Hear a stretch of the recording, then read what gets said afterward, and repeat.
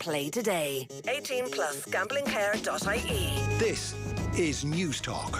Hello, you are very welcome back to Off the Ball Sunday's Nollaig Na special. I'm Eve Conway and I'm delighted to be joined by Off the Ball's very own Kathleen McNamee to chat all things football, focusing on the FA Cup action. Kathleen, how are you? I'm doing all right. That first half of the Arsenal game hasn't left me with a lot of faith, but we'll be bringing it all to you over the next hour, so you'll be able to be hearing my live reaction to it all. We can see it up there.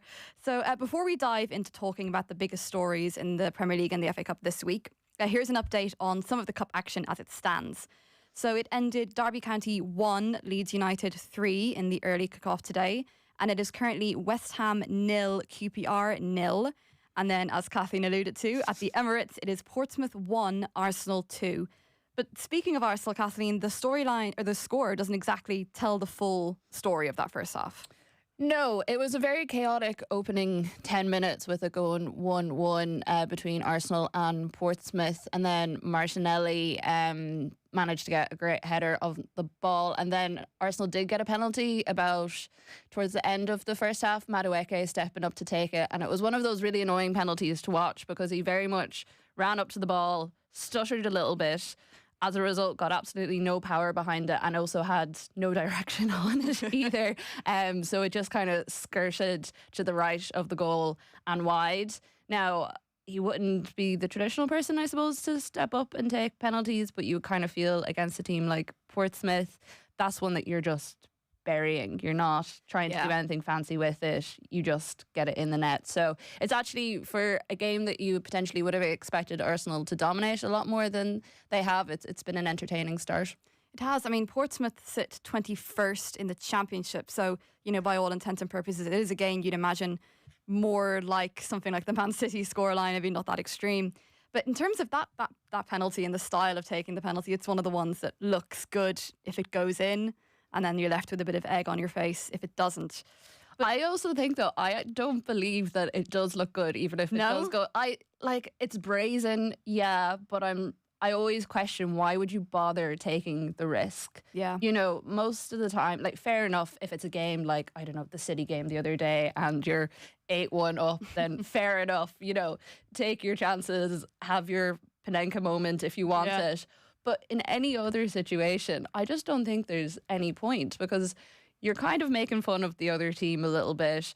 You're risking not scoring because the majority of the time those goals don't go in. Yeah. And I don't know how often you're remembered fondly for it. Maybe you are. We're definitely going to get loads of people texting in now with examples of goals where people are remembered fondly for doing it. But personally, it's not my favourite style of goal. I'm much more bash it in top bottom corner sort of gal and just make sure that it gets in there. Well, we had Keith Tracy and Barry Murphy on Off the Ball Breakfast on Friday, and we were speaking kind of about this, and Keith was saying that he had missed a penalty once in some pre-season game.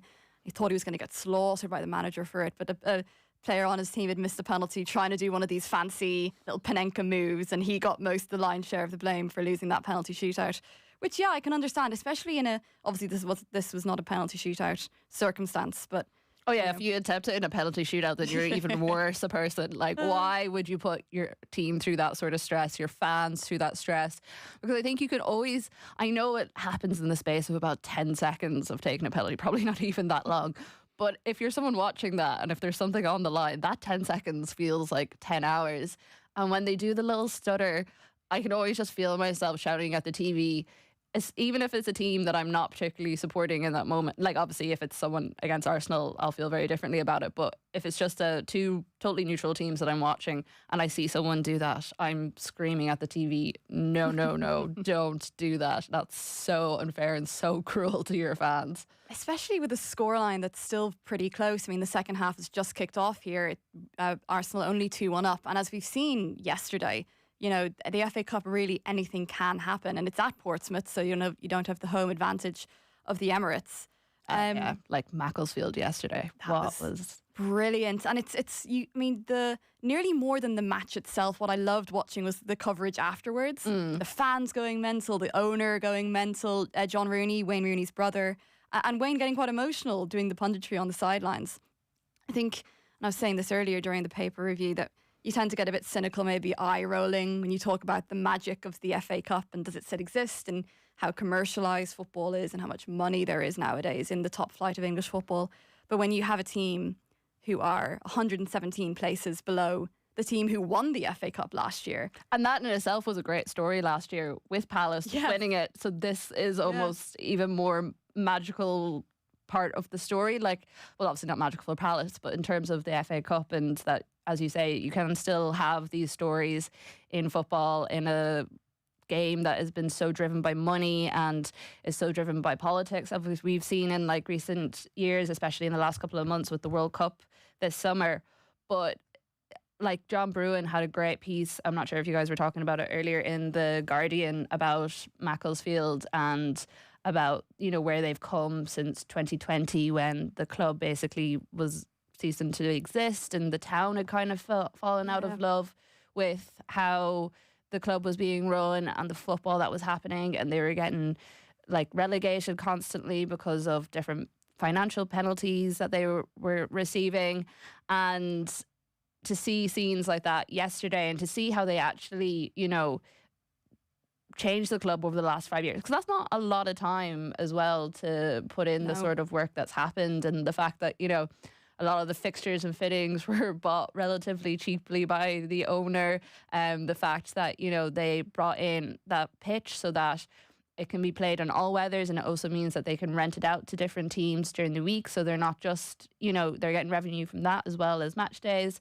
They have a really nice bar there apparently, and you can kind of see the pitch from there, so it attracts like people even if there's just other stuff happening on the pitch. And again, these all sound like really simple, obvious things, but when you're in those sort of depths and when you have an owner like Macclesfield did, who was basically a landlord and wasn't really around the club all that often, you see how quickly it can turn things around. And there was another really interesting bit in that piece where he was talking about, you know, the likes of Wrexham, which is another team that we've seen being taken over, and two big Hollywood stars. But apparently Macclesfield were one of the teams that Disney had looked at, as well as Wrexham, to do the documentary on, and decided not to do it because of the area that they're in, even though the club was failing, and like a lot of people who would support the club potentially aren't from that sort of wealth bracket, were seen as kind of bougie. So they were like, it's not as interesting as a story as somewhere like Wrexham. And obviously, like, a lot of people in the club wouldn't say that's the case. So it's a really interesting piece. I definitely tell people to go and read it. Like even Sam Heathcote, he's going back to be a PE teacher tomorrow morning. I love those stories. You know, it's a great story. And again, it's a bit of a balm for the soul when we do live in an age where there are so many bad stories, I suppose, coming out of football. Exactly. And it's looking more and more likely that it's not going to be a fairy tale for Portsmouth. Arsenal have got a third goal now. We can see Mikel Arteta on our screen there clapping on the touchline. So Arsenal, listen, they're never shy of scoring goals. They've scored 40 goals in the league so far this season. Apart from against Liverpool, it would seem. Well, yeah. So it's Martinelli actually got this. So that's 2 goals for him. 1/3 of Arsenal's goals are from set pieces. And I don't want to be keeping on banging this drum because I feel like it is a talking point that is maybe people are overthinking it. Like, set pieces have always been a part of football. Arsenal happen to do them very well. We can't exactly begrudge them that. I think personally I would be more aggrieved watching Arsenal if their XG was far lower, if they were scoring these set piece goals but their goal difference was negligible. If they weren't, but they still have 40 goals in the league this season. Like, as a, you know, coming from maybe a more Arsenal perspective, is the lack of any maybe extremely exciting or extremely entertaining football, is it something that's worrying fans? I think it depends on after which games you ask this question, because, you know, when you get someone like Declan Rice banging in these amazing free kicks, or, you know, Arsenal get a corner and you know someone like Martinelli is going to get his head on the end of it, as he did earlier in this game, you're not that worried about it. But when you watch a game, I suppose, like the Liverpool one, and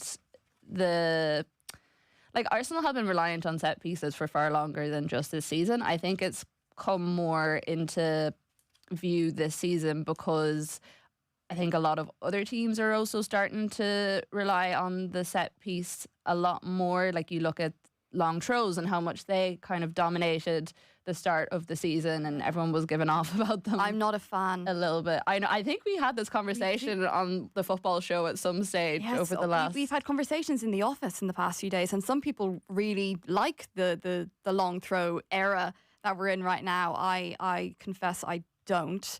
Yesterday I was watching Tottenham against Villa, and I was watching the Tottenham matches in weeks previously, and you have players like Lucas Bergvall, who's been used now for long throw duty, and I think he should be in the centre of that pitch, number 8 role, controlling that midfield.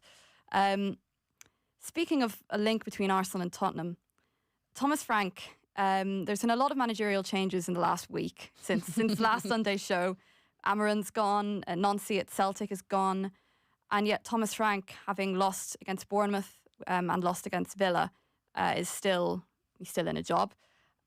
We were talking before the show about that image of him carrying the little Arsenal cup, and you're smiling there as I talk about it. Yeah, I don't think Thomas Frank did that on purpose by any shape or form. I think someone at the club was trying to mess with him a little bit. I'd love to know where they got the Arsenal Cup in the first place. I was like, did they have them from a previous game that Arsenal visited? But then I was like, why would you do that for a visiting club? That seems far too nice and considerate. This is apparently the thing, that Arsenal bring their own cups. So they were at the Vitality. I think was it the previous match or a match that was relatively casually left some behind. But I was saying this before, how Frank managed to get from the away dressing room to the pitch in view of photographs without anybody seeing a PR own goal in his hands. Well, you can pick up a cup as well. He could have, obviously the symbol was kind of at the top. He could have picked up the cup and kind of had his hand around the top of it and just no one noticed. I would agree, it is a bit ridiculous that he got that far without anyone noticing it. And to be fair to that photographer, I hope they got their flowers that week in terms of, that the fact that he's smiling, he looks really happy with himself. The way the results went, it was just a perfect combination of everything going wrong for him. But I don't know, as a Spurs fan, do you really care about something like that? Yes, it's incredibly stupid, but he doesn't strike me as the sense who's trying to mess with fans or mess with the team. There are plenty of managers in there who could potentially have a bit of an ego, or things could be going wrong within the club, with the hierarchy or with the fans or whatever it is, and they're like, do you know what, throw caution to the wind and basically get themselves fired through doing something like that. I don't get the impression that's his sort of character at all. I think he made a stupid mistake. Someone most likely set him up in that situation, and I kind of say fair play because it's quite funny, but do you really take offence to it? I feel like when the football is as bad as it is and as dull to watch as it is, that's why I kept thinking when I was watching, especially the first half against Villa. Obviously they're third in the table, level on points at Man City, which I feel like people aren't talking about enough. They're having a fantastic season, especially after a very rocky start. But trying to watch Tottenham play through Villa's midfield, it was so dull and boring to watch. And I feel like when the football isn't imaginative or creative, and when there's so many injuries and everyone at the club is kind of down and glum, these little things like Frank holding an Arsenal cup, or Cristiano Romero going on Instagram and blasting. See, that would annoy me a lot more than the Thomas Frank thing. I feel like the issue is, and we see this a little bit, it reminds me of some of the situations at United where you have, ex-players and ex-pundits coming out and saying you need passion from this team. I wish that Romero was this passionate when Spurs were losing, and you need your captain to step up and kind of take a team to a next level and fight for an equaliser or a winner. I think the issue at Tottenham, as ever, is that it's a lot of wrong person, wrong time. Sacking Ange Postecoglou after winning Tottenham's first trophy in 17 years was always a risky move, despite the fact that, the low league finish in that season, and then selling Brennan Johnson, the goal scorer in that final, without a replacement lined up. Losing Mohamed Kudus to a muscle injury last week, losing Richarlison to a muscle injury last week, losing Bergvall to a muscle injury last week, and losing Bentancur to a muscle injury last week. and still having Kulusevski out, Madison with his ACL injury. I suppose the only bit of good news from last night's loss to Aston Villa was the return of Dominic Solanke. Mm-hmm. It's kind of 1 in, 1 out. Richarlison's injured, but Solanke's back. Overall, though, for Tottenham, it's not pretty looking football. It's not really creative, not imaginative, and it will be an interesting next fixture because they are playing West Ham, a club in desperate and dire need of some victories. It's still 0-0 between West Ham and QPR in the FA Cup.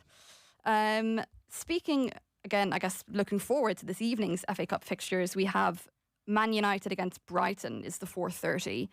A game that could really go any which way. Anyway, because I was looking at Brighton's recent results. Stinks of extra time to me. Like, Brighton's recent results are all over the place. They really, it's like pick a number, a scoreline out of a hat and you might pick a Brighton result. So like 3 losses, a win, and 3 draws, a loss, and a win in the last 5 games, I think. Yeah.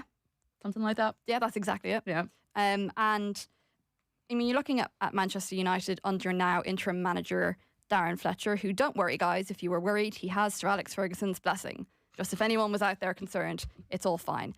I was talking to some of my Manchester United supporting friends about this during the week, and it was before Fletcher was put in properly, because I was hosting Off the Ball on the 29th with Keith Tracy, and we were talking about Manchester United, and the two of us agreed that if they got rid of Amarin at this stage of the season, it would be a bad choice. And then literally exactly a week later, they got rid of it. So if you need anything to happen with your football club, just text in and I'll say it on air, and I'll say the opposite, and then it'll happen. But 0879 180 180. Exactly, get them in. And actually, if there's any good ridiculous ones, I'd very much enjoy hearing them, so please do send our way. But I was talking about, when Amarin did go, potential things that might happen, and, joking about Solskjaer coming back. And I was kind of saying, it's been your best manager since Fergie has left. Maybe it's not the worst idea in the world. And they're all like, oh no, we can't go back there. Blah, blah, blah. And then the rumours came out during the week that he was being considered to come back into the role.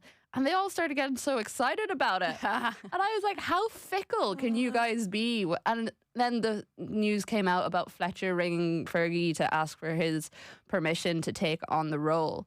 And I was like, can this club get any more of a parody of itself than it already is? It's infantilizing, really, for these grown adults who were Premier League professionals years and years ago. Completely. And it would be one thing if you rang them up and asked them for a bit of advice. Understandable, that's fine. But ringing it up and asking him, is it okay? Can I take this job? If Arteta had rang up Arsene Wenger and asked him, is it okay if I take on this role? If, in 20 years' time, I don't know, Mo Salah decides to become a manager and called up Jurgen Klopp and was like, hey buddy, is it all right if I take this role? They'd be laughed out of town. But for some reason, because it's Manchester United, people seem to, Manchester United fans anyway, seem to accept it as something totally normal. And it's getting to the point where I feel like Manchester United are going to go full, Weekend at Bernie's? Is that the film with Fergie? And roll him out or something in like 10 years. Sandy's alive. Yeah, exactly. Like, obviously, long may he live and good health to him for as long as possible. But that's the level of parody that this club is hitting at the moment. Especially, I don't think Solskjaer would be the worst choice for an interim till the end of the season. I mean, because as you said, he has been their most successful. They finished second in the league one year, which I think people do forget. But in terms of who United go for next, there is no way they need to be looking back. They need to be looking forward. No. And I do understand them wanting to get an interim in until potentially after the World Cup, and seeing if a couple of managers, either do successfully with their teams and want to leave, or the opposite happens and they want to walk away. But as well, that's a massive gamble to take. And I think you need to be very, very considerate about who you do take in over this next couple of months. I thought it was interesting. A lot of people are fine with Fletcher being in there at the moment, but no one seems really keen to keep him in there until the end of the season. No. It's very much an interim basis, especially when you look at the end of this season. 3 huge Premier League managers out of contract. So you've Oliver Glasner of Crystal Palace, Iriola of Bournemouth, and Marco Silva of Fulham. Whether any of those will be at the top of Man United's kind of wish list, or whether they'll be looking at some of the World Cup managers. I mean, Mauricio Pochettino will probably become available at the end of the summer. I would put my money on him returning to Tottenham. I wouldn't mind that either. But in terms of Man United, they're not in that dire straits. They're, still in the top half of the Premier League. They're having a better season really than they were last year. I think if I was to pick someone for them now, if he is leaving as he says he wants to, I think someone like Luis Enrique could be a really good choice for Manchester United from PSG. And I think rather than holding out for, names I've heard bounced around like Tuchel, Nagelsmann and stuff, rather than holding out for post-World Cup, because also if you wait until after the World Cup, say if you're taking a manager that does go on a bit of a run, World Cup is going to end and there's not I think there's only a couple of weeks of pre-season then before the league is back. So you're not giving anyone really any proper time to prep or go into the game or go into the season with a good setup. And I think you're better to give someone the time now to kind of get into the team, feel it out, have a summer, watch the World Cup, see who the hot new young thing is in there and start your rebuild of Manchester United as soon as you possibly can. Especially considering how chaotic a World Cup summer can be. Like, players already are having a shortened pre-season. You could be playing, I mean, if any of Man United's players end up reaching the latter stages of the World Cup, suddenly you're playing nearly for a full calendar year. I don't want to go back to Manchester United at all. And it's just, Manchester United are an enigma of a club, and I feel like the reason that they get so much time on the airwaves and so much, column inches in the newspapers is because it's almost like a bit of a car crash that you can't look away from. Oh yeah, like I remember in previous jobs, working with international publications and, you'd write stories about Manchester United, Liverpool and Barcelona tended to be like the big drivers in terms of what people would view. And always bad stories or car crash style stories about something happening within the team, people falling out, whatever it was. With Manchester United used to blow everything else out of the water. You could have got like the biggest transfer story of the year and a Manchester United player throwing a strop about something or losing a manager would always be the top story. Like, it's almost that they've got to, I feel fans have got to the stage where they're almost cultivating the pain and leaning into it a little bit. Which isn't where a club like Manchester United should be. They have such an incredibly illustrious history. Like, the money should be there. I know they say it isn't, but it should be there.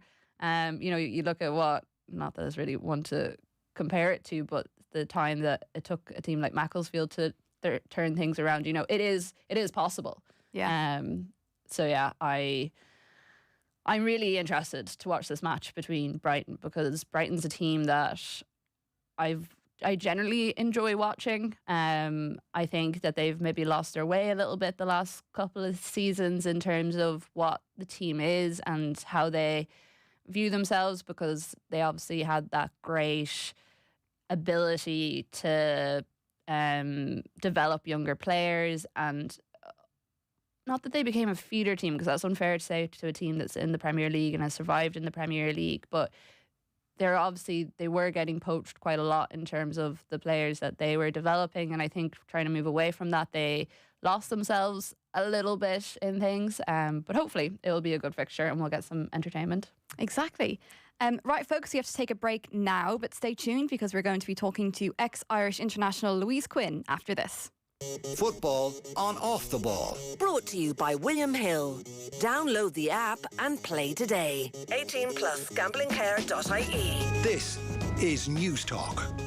Talking history. This week on Talking History, we're going to find out about 1066 as we debate the Norman conquest and what it meant for England and indeed Ireland. Obviously in the 12th century, when the descendants of William came to Ireland and conquered Ireland, and we became England's first overseas colony, 1066 ultimately proved, therefore, incredibly transformative and traumatic for Ireland.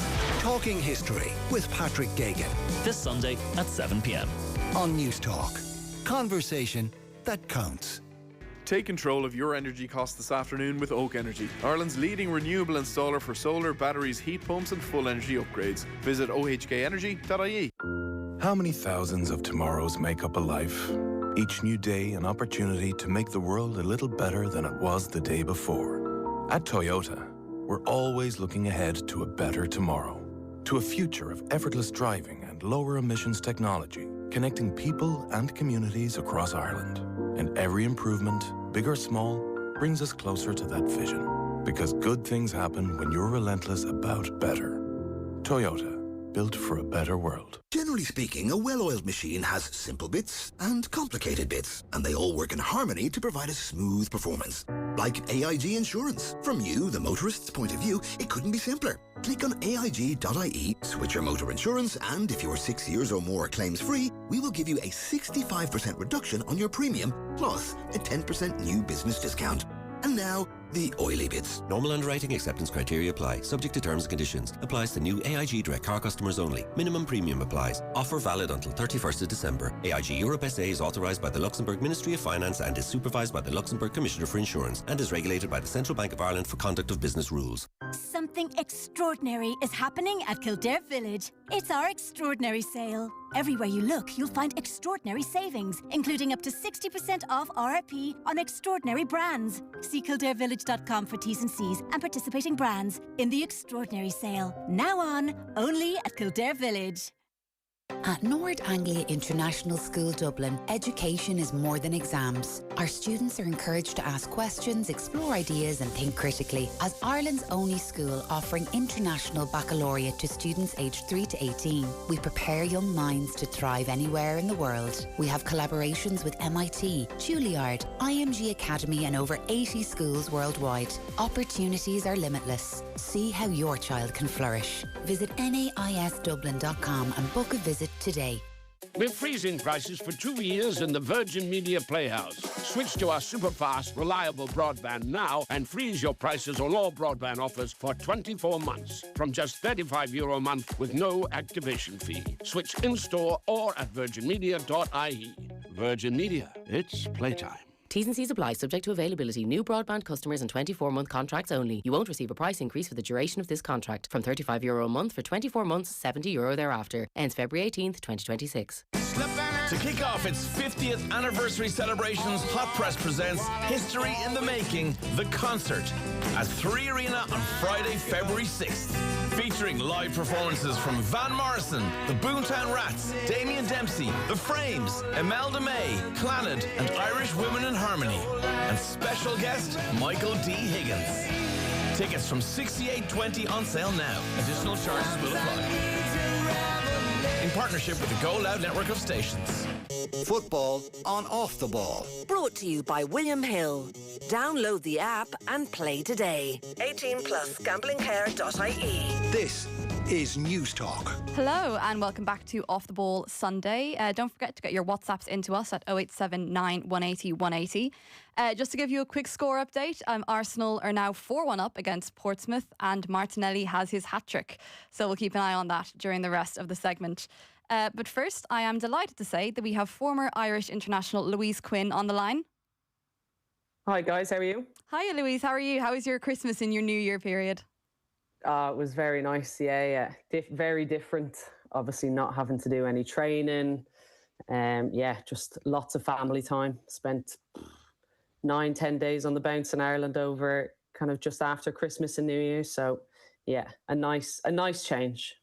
Certainly you're probably a more relaxing Christmas than kind of heading and looking into January for the return of the WSL fixtures. But that's what we had this weekend so far.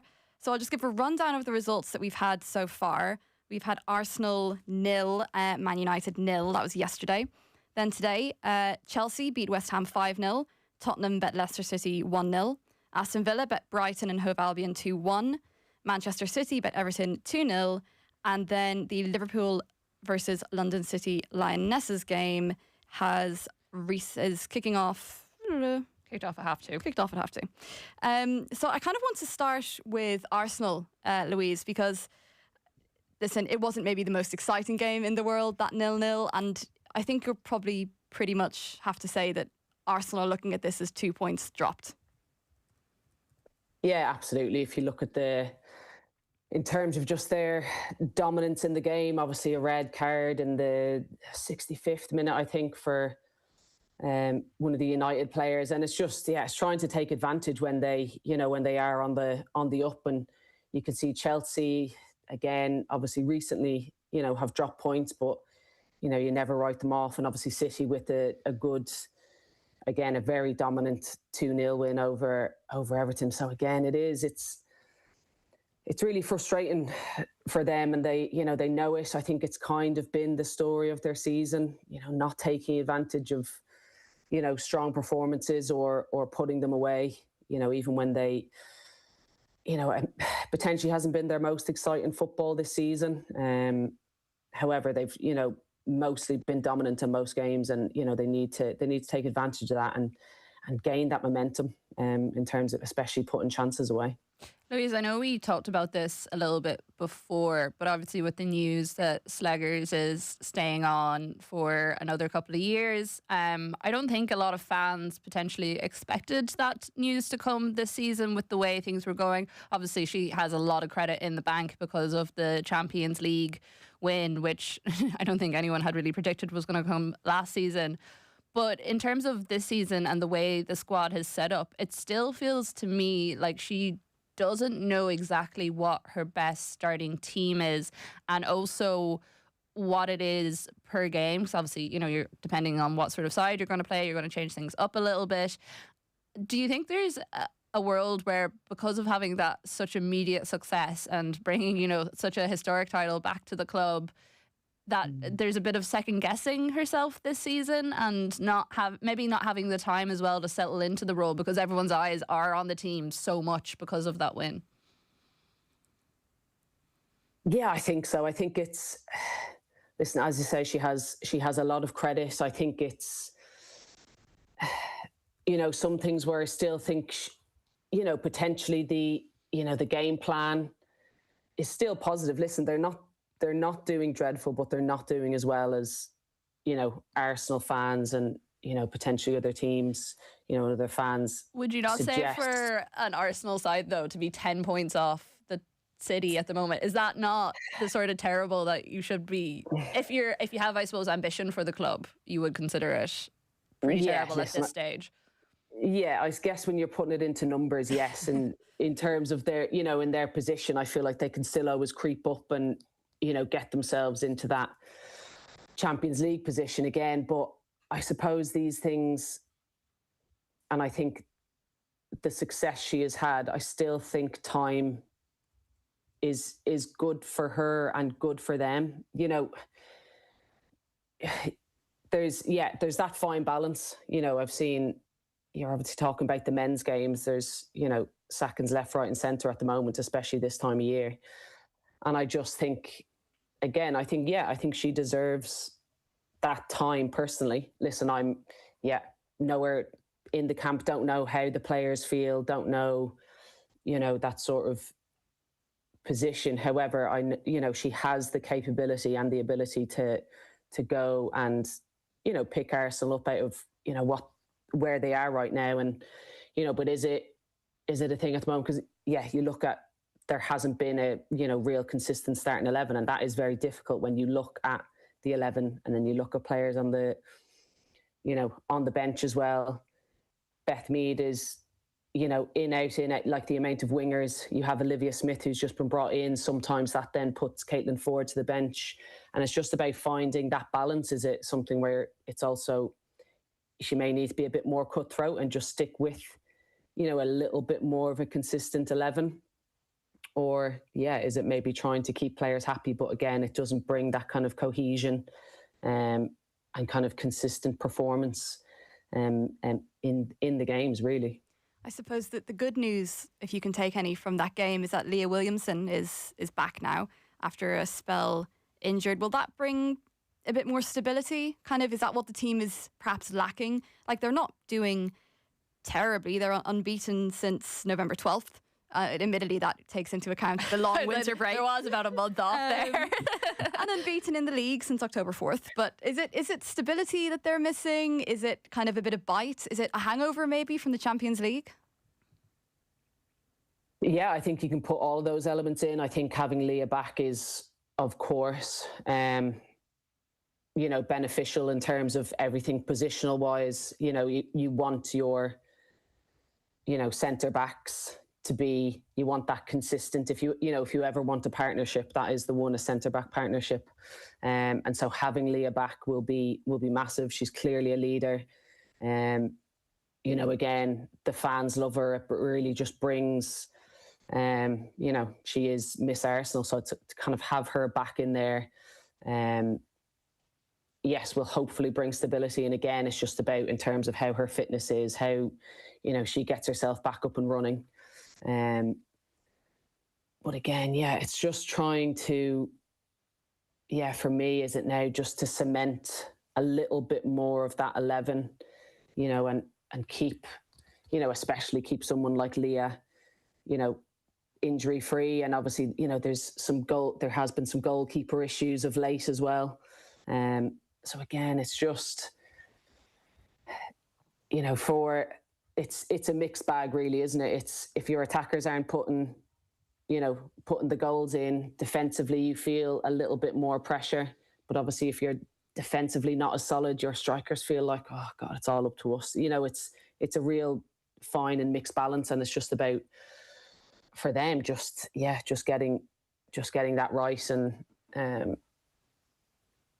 listen, I think in time, but for me, I think overall, I think giving Slegers a new contract may just bring that balance. Is it now a time to shake things up and bring in a new manager? I don't know. I think potentially just a little bit more stability, performance-wise as well.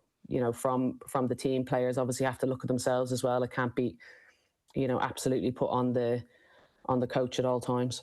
Yeah, to be fair, I wouldn't actually advocate to get rid of Slegers at this stage either. I was just surprised at the length of the deal, I think, as well. Like 2029 is quite a long time, and especially in women's football, we're seeing it a bit more now, but we are used to more kind of 1-2 year contracts. So that was kind of the thing that surprised me at this particular point. But I'm always a massive advocate for, you need to give managers at least 2 seasons if they're going to properly develop a team and change a team and make it their team rather than, Edaval's team that she inherited, because you need a full season, you need at least 2 transfer windows and a lot of other things, unless things go absolutely ridiculously awful, which obviously happens every so often. But I think as a standard, and I would say that for Premier League teams as well.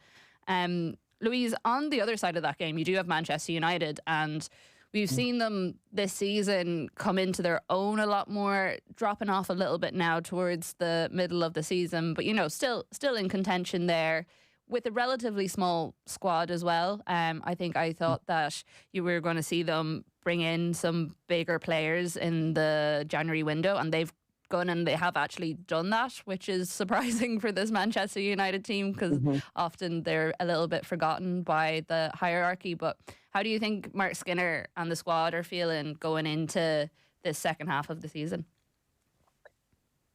I still think a little bit of their form in the league is a bit of a mixed bag. I think Champions League, I think they've had a brilliant, quite a good run. And, picking up confidence, everything from there. And then, they've made some very nice signings in terms of obviously the Jess Park, Grace Clinton swap.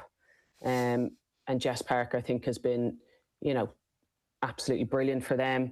I think you have Rolfo, who brings so much experience, but again, sometimes she hasn't, it hasn't totally clicked for her. But again, I can still see United are building a nice squad. I think Mark Skinner as well is the longest serving, coach in the WSL at the moment, and I think he's just, over.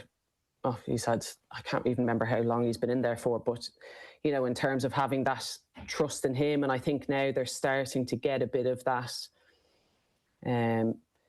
bit of financial support in terms of wanting to sign these players that they're trying to get in. So for me, I'm still, you still want more from United there. I think I did coverage of a game against them against Aston Villa just, it was a couple of months ago now, but in moments where they, have a 3-game week, I think they had Champions League that week again, they just found it really difficult to then find that breakthrough or bring that spark. They looked a bit leggy. So again, for me, I think it's just consistency. And again, for me to keep pushing and challenging in this league title, because again, it always seems to be the same 3, but United are, they're pushing. I think they can always bring a little bit more. I think that's potentially just how is it just the feeling of Man United as a club, as a whole at the moment? But for me, I think, with some of their signings they've brought in, for me, hopefully now it'll just pick up again in the second half of the season, and they'll start challenging again a bit more. Who do you think are what do you think are the biggest stories that's going to come from the second half of the season? Who should we be looking at? Who's in danger? And I suppose who are any dark horses that might be pushing for a European space? I still think in terms of European spots, we're still going to, it's going to be a similar sort of top 4. I think, Tottenham have kind of pushed again a little bit this season, but then, I think in terms of top of the table, I think it's more potentially just, Man City pushing on with what they're doing and how they're, going about their business.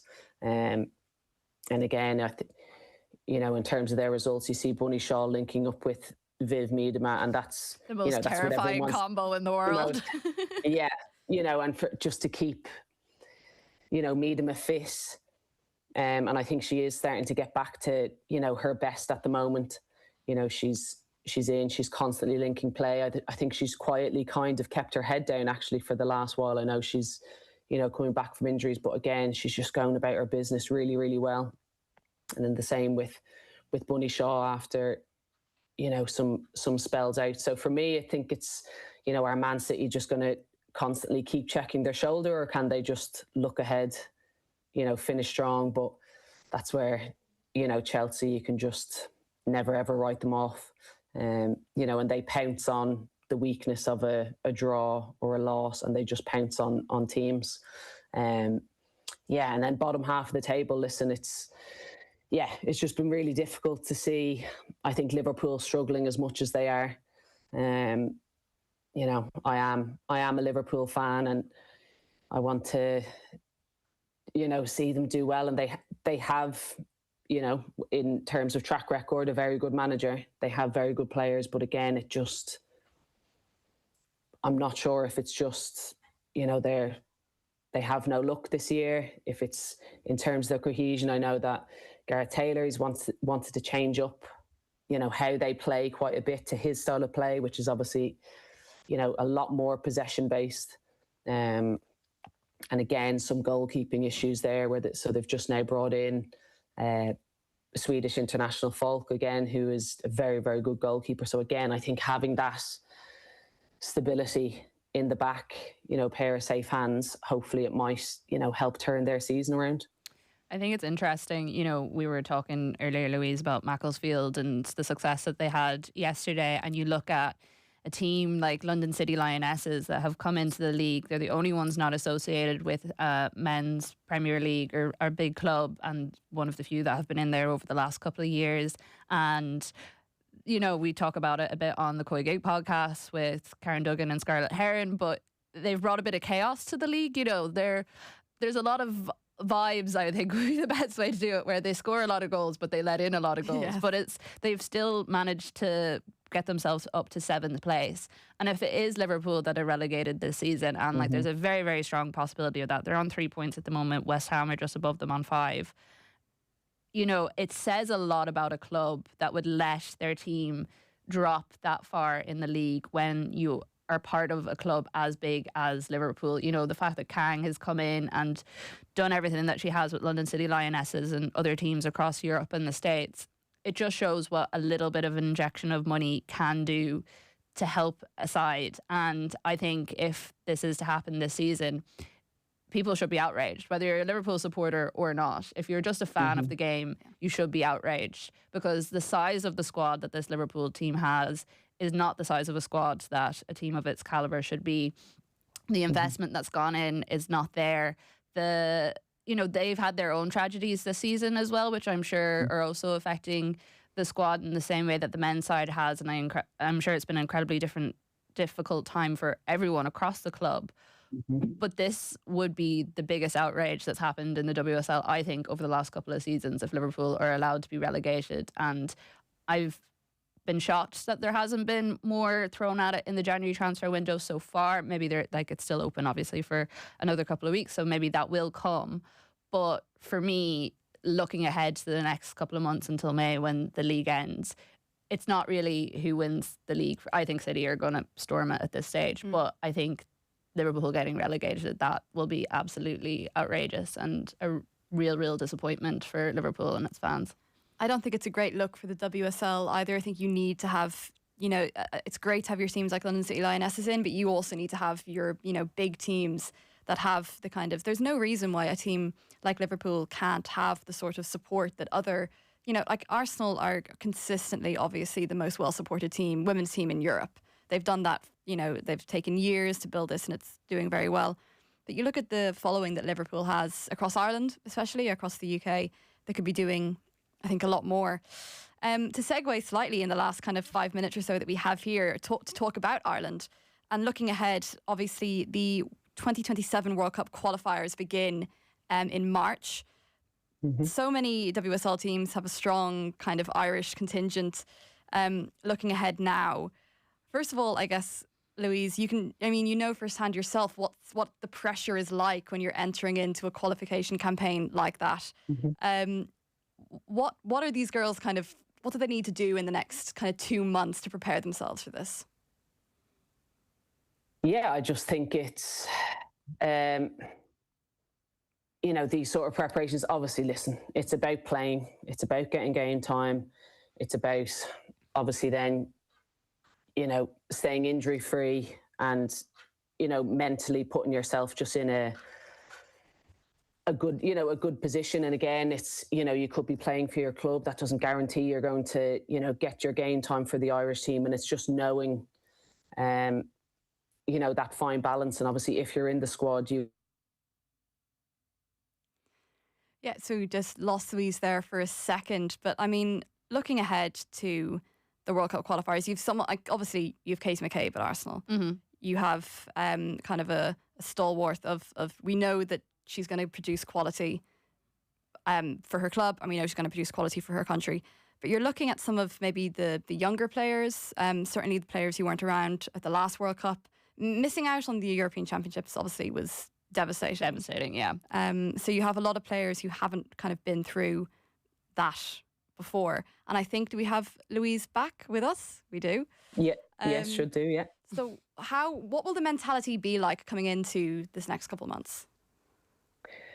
Yeah, again, I think it's just important in terms of the girls, to be getting as much game time or whatever game time they are getting with their clubs to, use it to their advantage. I think for me, it was any time I was playing club, the Irish team was constantly in the, not even the back of my mind, right there by club. Okay, what can I do here? How does, some of these games, correlate how we're going to be setting up, with the national team. So for me, it's, in terms of the girls obviously getting as much game time as possible.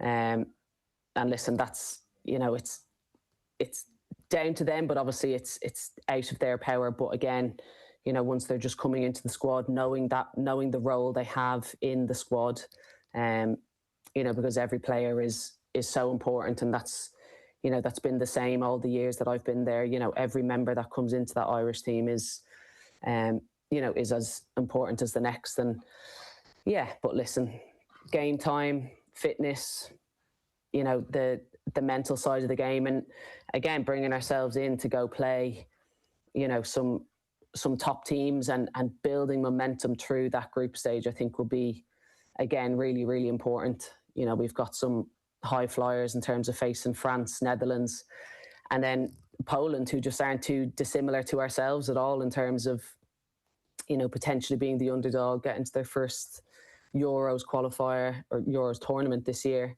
So for me, it's just, making sure the girls just stay fit, healthy, and come in and then know their role as soon as they get into Carla Ward's squad.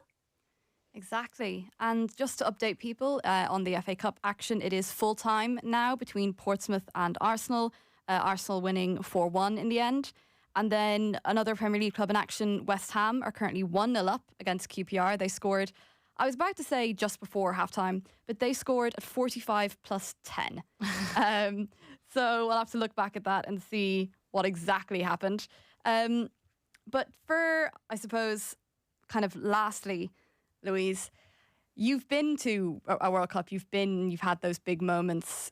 What, I suppose, if you're talking to any of the girls, I'm sure you will be over the next little while, like how important, or not important is perhaps the wrong word, what does it mean to represent your country in that kind of manner of competition? Listen, it is incredibly, is it hard to describe? It is just this overwhelming, you know, that moment of qualification against Scotland is, you know, the best feeling that that I've ever had on a pitch. And it's, you know, just pure elation. You're just looking around the pitch at your friends, your teammates, your everyone, and it just feels like, you know, everything you've now done. First of all, you know, you think like that.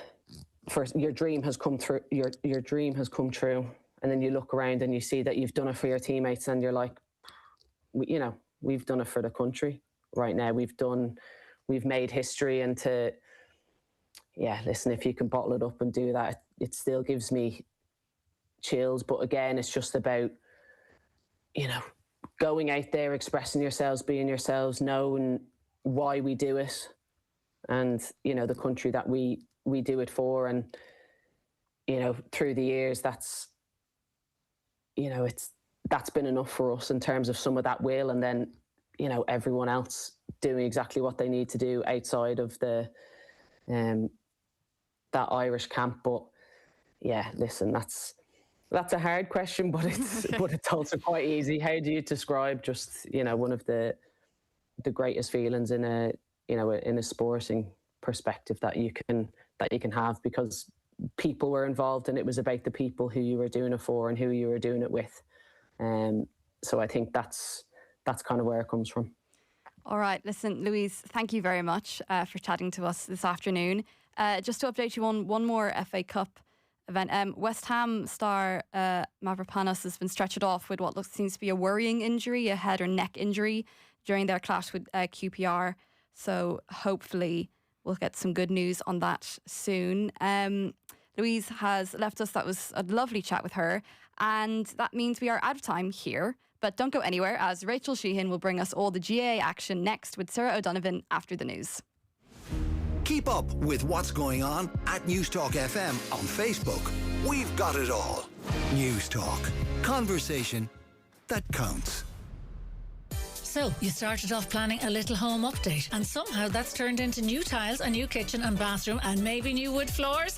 Ha! Well, don't panic, because the Tile Style Winter Sale is now on, with 40% off all tiles in stock, including porcelanosa. And here's the best bit. Tile Style has incredible offers on bathrooms, wood flooring and fitted kitchens too. I know! One visit, one showroom, one